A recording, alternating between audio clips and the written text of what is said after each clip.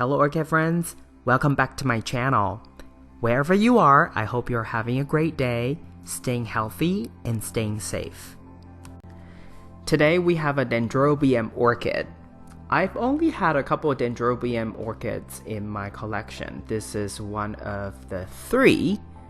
This one is a medium-sized one. In fact, I think it's a dwarf type, meaning it doesn't grow taller than 6 inches.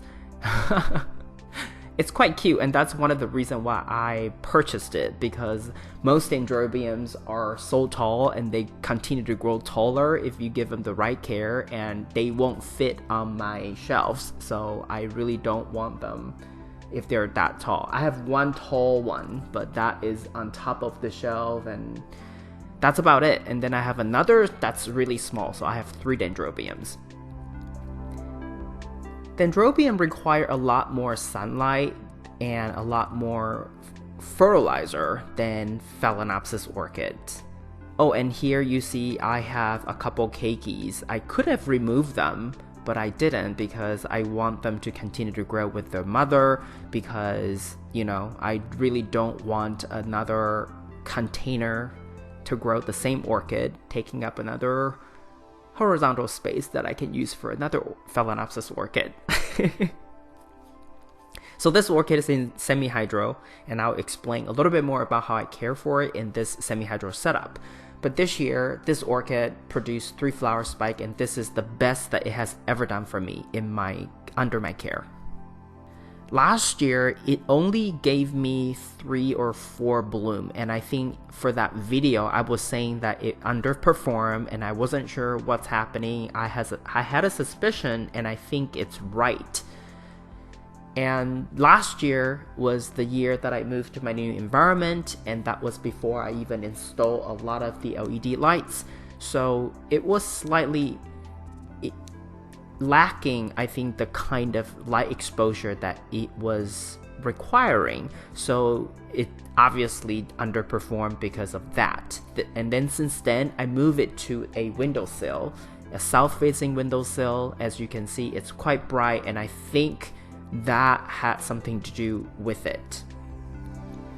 And you might have seen some of the photos. Another learning about this orchid for me is it can actually rebloom from the same cane, because some of the photos you have seen is, you know, there was that one cane like this one. It had bloomed last year or previously, but it continued to put out a new flower spike, which I thought was not possible. And I think I kind of got that idea, that impression from Oncidium orchids, because we know Oncidium orchids, when a suitable flower after that suitable is considered an old suitable and won't flower again.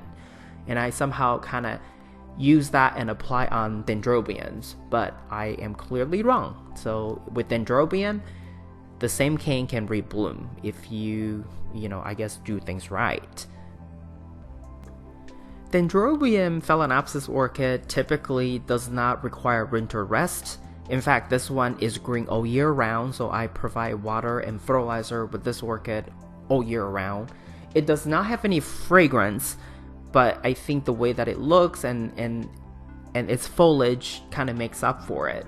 When this orchid is not in bloom, I sometimes, you know, just look at the leaves and really enjoy the leaves, because it always looks really lush.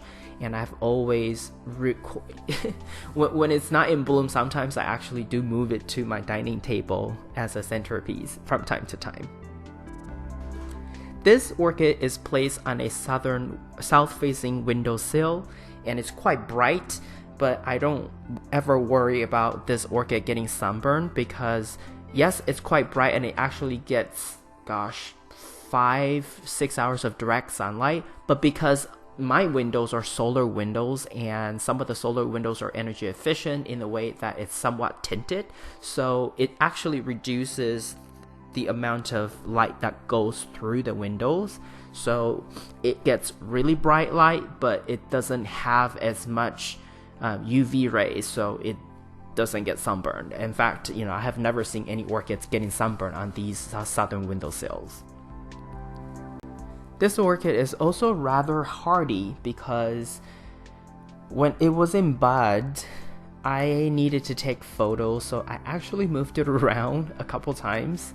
Yes, I was being careful, but you know, I think I moved it enough that I was thinking it would probably bud blast, but I still needed to move it around because I wanted to take some photos. And also, when I'm soaking this orchid, at the end of the month, I do fill it up to pretty much the same level as the medium and just let it soak and hang out and then drain it. So I do have to move it. I can't just give this orchid a set amount of water and not touch it like I do with my Phalaenopsis orchid. So this orchid, really hardy, no bud blast. So I thought that was really amazing. In general, Dendrobium orchids require a lot more sunlight and fertilizer than Phalaenopsis orchid. And for this orchid, in terms of fertilizer, it also gets 25% concentration, so quarter strength fertilizer, like I do with my Phalaenopsis orchids.